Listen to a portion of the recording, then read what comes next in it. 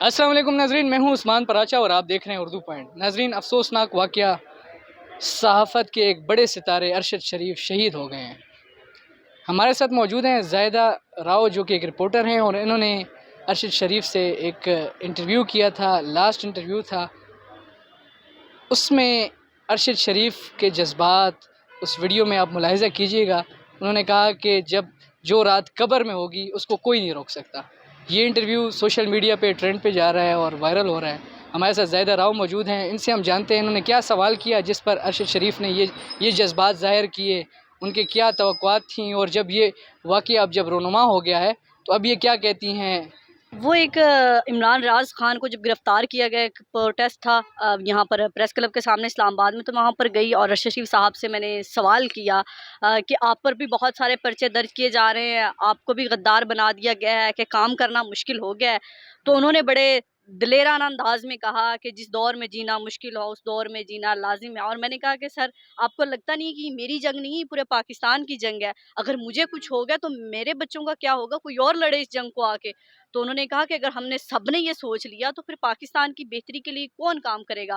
اور سر پر گولی بھی لگ رہی ہو تو ہمیں سچ کو نہیں روکنا چاہیے، سچ بولنا چاہیے۔ اور وہ ایک لائن، ایک وہ جملہ جو سر پر گولی کا کہا، نہ ارشد شریف کے ذہن میں ہوگا کہ سر پر گولی لگے گی، اور نہ ہی میرے ذہن میں تھا کہ اللہ نہ کرے کہ ایسا واقعہ پیش آئے گا، ارشد شریف کو اس طرح بے ایمانہ قتل کر دیا جائے گا۔ اور وہ گولی بھی سر میں لگی، اور اس کے بعد وہ کلپ جو ہے سچ ثابت ہوا۔ لیکن مجھے وہ لائن، وہ ان کا انداز، کیونکہ میں نے ان کا انٹرویو کیا تھا، آنکھوں میں آنکھیں ڈال کر انہوں نے کہا کہ سر میں گولی بھی لگ رہی ہو اور جو رات قبر میں ہے وہ باہر نہیں ہوگی۔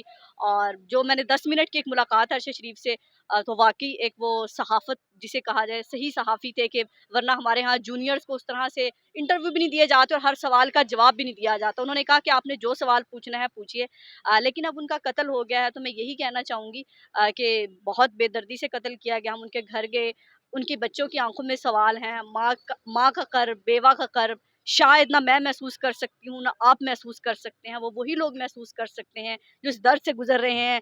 بیٹی کو کبھی باپ نہیں ملے گا، اور وہ بچے جو ابھی چھوٹے ہیں، بہت چھوٹے ہیں، ان کو یہ بھی نہیں پتا کہ ہمارے باپ کا جرم کیا تھا، ہمارے باپ کو کیوں مارا گیا۔ اور اگر بچوں کو یہ بتایا جائے کہ آپ کا باپ سچ بول رہا تھا اس لیے اس کی آواز ہمیشہ کے لیے خاموش کرا دی گئی، تو سوچے ہماری آنے والی نسلوں کا مستقبل اس پاکستان میں کیا ہوگا۔ اور جو صحافی ایک دوسرے کی گولی کا مذاق اڑایا کرتے تھے، ایک دوسرے کے اغوا کا مذاق اڑایا کرتے تھے، اور بڑی بغلیں بجایا کرتے تھے، کیونکہ ہمارے صحافت میں بھی پارٹیاں ہیں، یہ اس پارٹی کا ہے، یہ اس پارٹی کا ہے۔ لیکن ارشد شریف کے واقعے کے بعد خدا کا واسطہ صحافیوں کو ہوش کے ناخن لینے چاہیے کہ یہ پارٹی بازی چھوڑ دیں، مذاق اڑانا چھوڑ دیں۔ یہ گولی کل کو آپ کو بھی لگ سکتی ہے، مجھے بھی لگ سکتی ہے، اور آپ کو بھی لگ سکتی ہے، کوئی بھی اس کا نشانہ بن سکتا ہے۔ اور پھر کل کو انصاف کس سے مانگے؟ ہمارے ہاں تو انصاف ہوتا ہی نہیں ہے، کمیٹیاں بڑی تشکیل ہمارے ہاں تو انصاف ہوتا ہی نہیں ہے، کمیٹیاں بہت تشکیل دے دی جاتی ہیں، اب پھر کمیٹی تشکیل دے دی گئی ہے، لیکن کمیٹی تشکیل دینے کا کوئی فائدہ نہیں ہے، اس میں عوام کو شامل ہونا چاہیے، عوام کو فیصلہ کرنا چاہیے۔ کیونکہ رات ہم نے دیکھا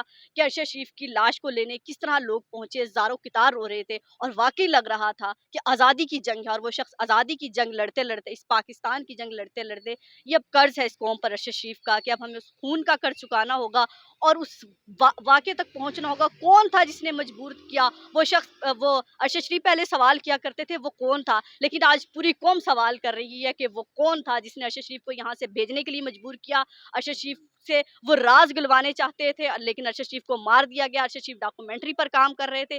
وہ تمام چیزیں اب عوام کے سامنے آنی چاہیے، تب یہ سلسلہ رکے گا۔ اور صحافی جو چند دن کے لیے، تو شاید مجھے لگ رہا ہے کہ ایک پیج پر ہو چکے ہیں، تو خدا رہا یہ چند دن کے لیے نہیں ہونا چاہیے۔ اب جب تک ارشد شریف کے ساتھ انصاف نہیں ہوتا، اس کے لواحقین کو انصاف نہیں ملتا، اس کے بچوں کو نہیں پتہ چلتا ان کے باپ کا قاتل کون ہے، تو تب تک آواز نہیں رکنی چاہیے۔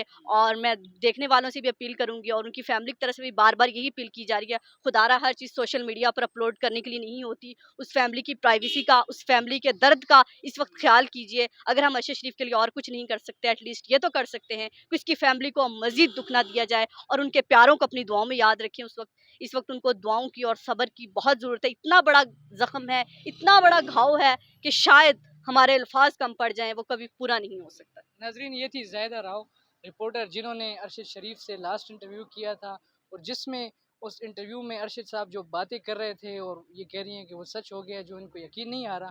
اسی کے ساتھ ہی اپنے میزبان کو اردو پوائنٹ سے دیجیے اجازت۔ اللہ حافظ۔